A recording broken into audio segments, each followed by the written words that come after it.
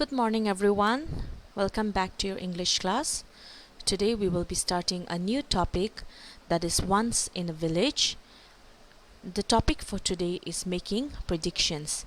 So without much delay, let's hop into the chapter.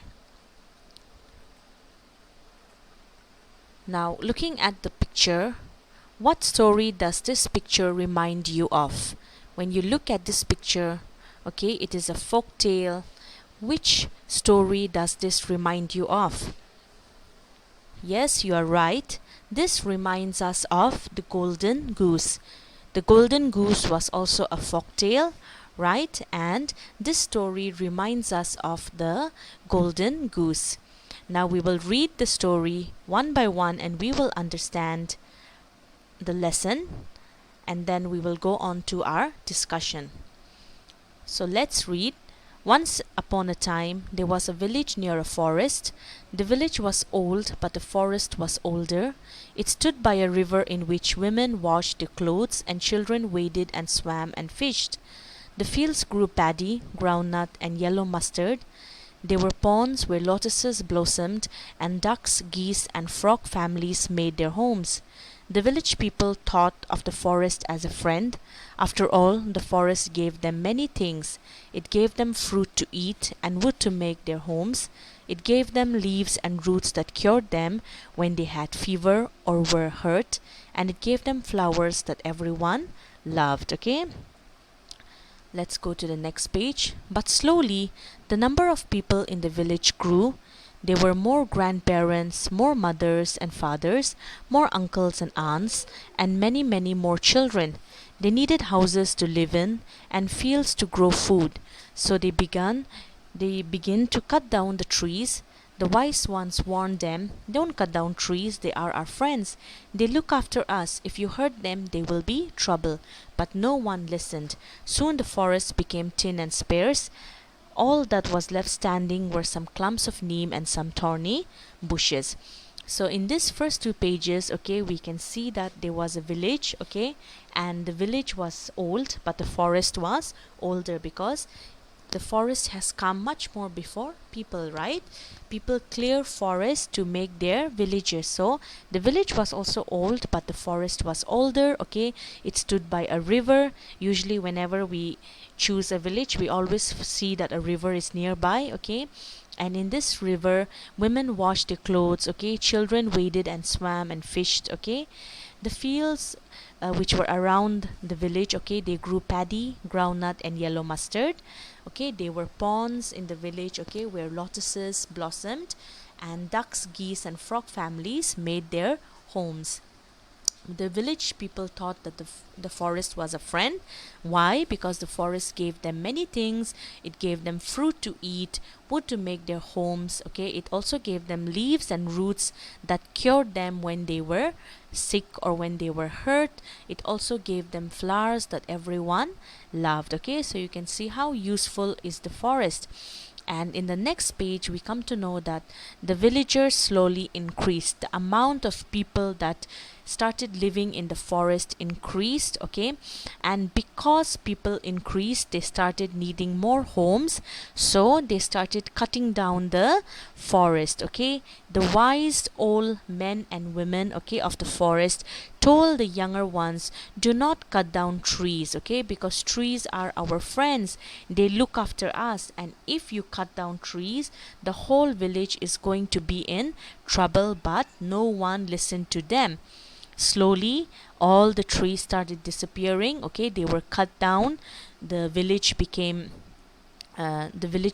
very crowded, okay. There were very few trees. There were just a few clumps of neem and some thorny bushes, okay. So let's see what happens next.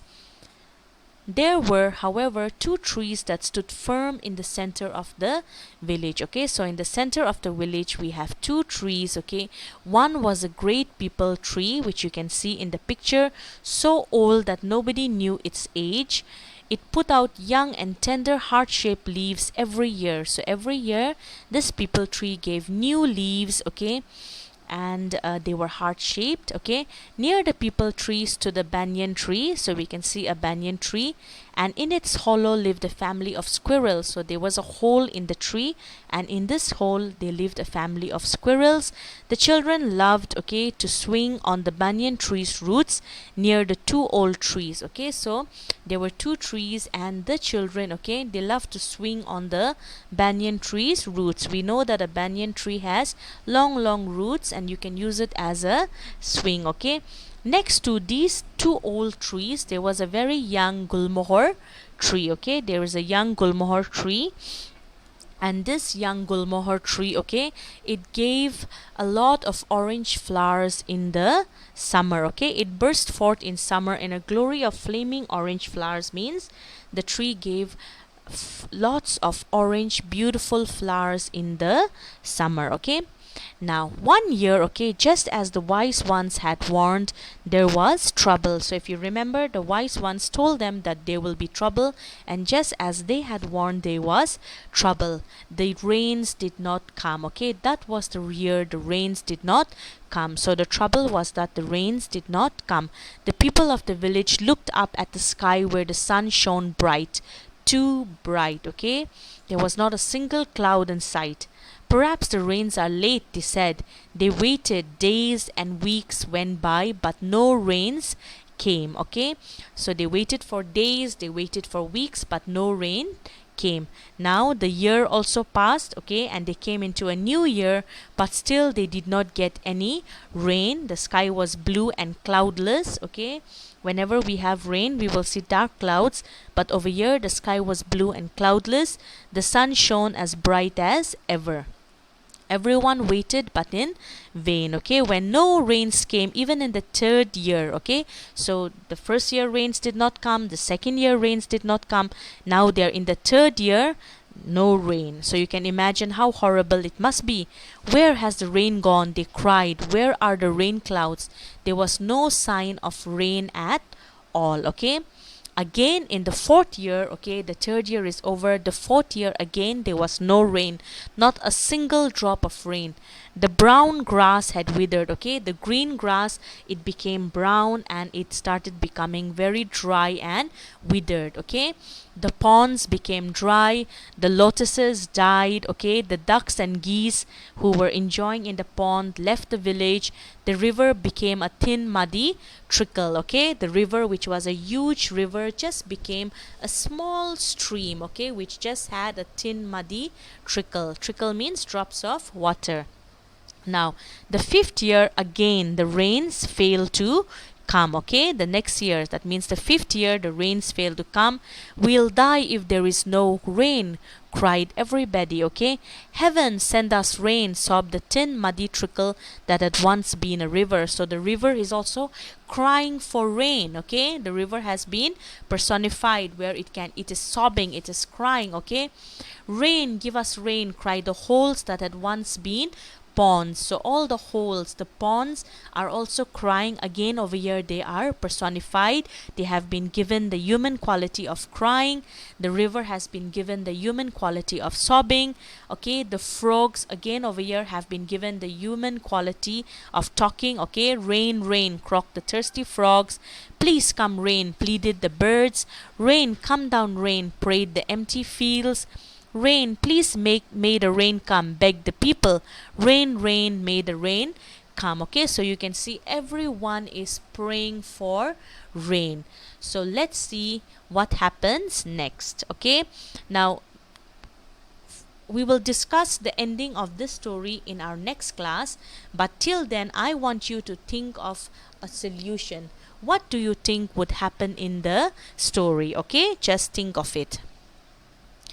Now let's compare two folk tales. So we already know, okay, that the Golden Goose and Once in a Village both are folk tales. We know that there are only 4 characters in the Golden Goose, whereas there are many characters in Once in a Village. Okay, both the Golden Goose and Once in a Village, okay, are set in the village. The setting is in the village. Okay, you will notice that even in the Golden Goose and even in Once in a Village, the characters behave in a selfish way. Okay, they do not listen to others and they behave in a selfish way. They do not take care of their of the things that are helping them. In the golden goose, the golden goose helps them and they do not take care of it. Okay, they behave in a selfish manner. In Once in a Village, the forest is taking care of them, giving them everything what they need, but instead of helping the forest and growing more trees, they start cutting down the forest. So you can see selfish behavior in both the folk tales. Okay, now let's talk about the features of a folk tale. Now we are learning, okay, this is our second lesson which we have done folk tales. So remember, okay, folk tales are stories that have happened a long time ago. Okay, they are usually passed down orally, means usually these stories are told to you through mouth. Okay, they will be told to you through your grandparents or your parents. These days, of course, they are written in books, but in the olden days they were passed down through grandparent to parent to child. Okay, folk tales are usually very short and they can be told in just one sitting. Okay, they can be told in one sitting. I made a mistake over here. Okay, they can be told in one sitting, means you can just they're very short and your parent can tell you in just maybe one sitting. So you'll just sit down and your parent will tell you the story. You don't have to sit 2-3 days for the story. It may have magic, okay, wishes, objects which come true. Okay, in the golden goose we had the golden goose. Over here you will find magical wishes. Okay, it starts with the characters either being evil, foolish or bad, and ends up with a change in the characters. So in the golden goose also, the characters were evil and then they changed. They regretted what they did. Over here also you will find that the characters are selfish and in later on they will regret what they have done and they will change. It has imaginary characters. Okay, the characters are not real, they are made up. And the most important feature of a folk tale is that it teaches us a lesson. Okay, in the golden goose we learned that we should not be greedy, and let's see what we are going to learn in this lesson. Clear? Let's have a small discussion on your worksheet. Okay, today S1, who do you think can help the villagers? According to you, who do you think? They are praying, right? They are looking into heaven and they are praying. So who lives in heaven? Okay, so that person can help the villagers. So who do you think can help the villagers? The person who lives in heaven, that person can help the villagers. How?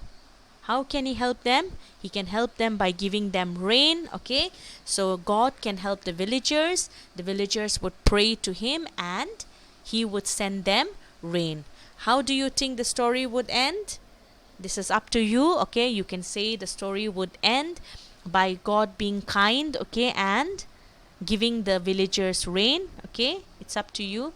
And write one feature of a folktale. So I've given you so many features over here. You can choose any one and write it down. Okay, so for your homework, I want you to continue and read the lesson. Okay, finish up the whole reading of this particular lesson, and in our next class we will continue with this lesson. Okay, you will also do S1 and some PQ questions. That's all for today. In case you have any doubts, feel free to give me a call or message me.